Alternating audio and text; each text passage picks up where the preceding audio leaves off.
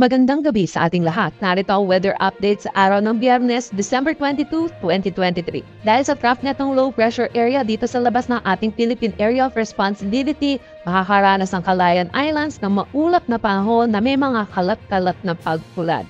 Samantala, yung northeast monsoon natin or hanging amihan ay patuloy na umiiral dito sa May Luzon, kaya asahan natin dito sa Metro Manila, Cordillera Administrative Region, Ilocos Sur, Ilocos Norte, pati na rin sa Cavite, Rizal at Laguna na makakaranas pa rin sila ng maulap na panahon na may mga pagpulan.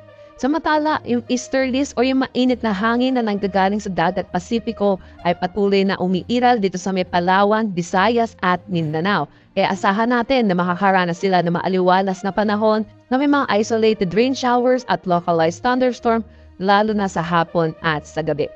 Yung salubungan netong northeast monsoon which is malamig na hangin at easterlies mainit na hangin ay nagre-resulta sa tinatawag nating shear line.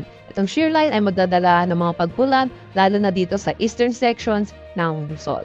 Para naman sa magiging panahon natin bukas dito sa Luzon, yung eastern section pa rin ng northern Luzon ay makakaranas pa rin ng maulap na panahon na may mga kalat-kalat na pagpulan, dulot pa rin itong shear line. Samantala, malaking bahagi ng Luzon ay maaapektuhan ng northeast monsoon, kaya asahan pa rin natin ang may mga mahihinang pagpulan.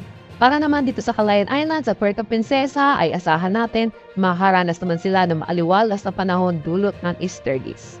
Ang temperatura dito sa Metro Manila ay maglalaro between 24 to 30 degrees Celsius. Lawag 24 to 30, Tubigaraw 21 to 24, Baguio 16 to 21, Tagaytay 21 to 28 degrees Celsius. Para sa Legazpi 24 to 30, Calayan Islands at Puerto Princesa maglalaro ang kanilang temperatura between 25 to 31 degrees Celsius. Para naman sa Visayas at Mindanao, asahan natin na magiging maaliwalas ang panahon dulot pa rin itong easterlies.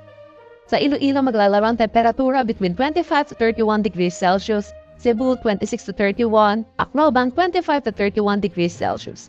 Para dito sa Zamboanga 23 to 35 degrees Celsius, Cagayan de Oro 25 to 31 at Davao 25 to 32 degrees Celsius. Meron tayong nakataas na gale warning sa coastal waters ng Batanes, Cagayan kasama ng Babuyan Islands, Ilocos Norte, Ilocos Sur, La Union, Pangasinan, Isabela, Aurora, Northern Quezon kasama ng Polillo Islands, Calaguas Islands, northern at eastern coast ng Catanduanes. Kaya pinapaalalahanan po natin ang mga kababayan natin mangingisda at yung mga sasakyang maliit pandagat na delikado po pumalaot sa mga nasabing sea. Para naman sa magiging panahon natin sa susunod na 3 araw sa mga pining syudad natin, dito sa Metro Manila, asahan natin na iiral pa rin sa atin ang northeast monsoon, kaya asahan natin ang bahagya hanggang sa maulap na panahon na may mga pagpulan. Asahan natin ang temperatura between 25 to 31 degrees Celsius. Para naman sa Baguio, asahan natin na magiging maulap ang kanilang panahon dahil na may mga pagpulan dulot pa rin itong northeast monsoon. Asahan natin ang temperatura na maglalaro between 16 to 22 degrees Celsius. Para sa Legazpi, asahan natin ang bahagya hanggang sa maulap na panahon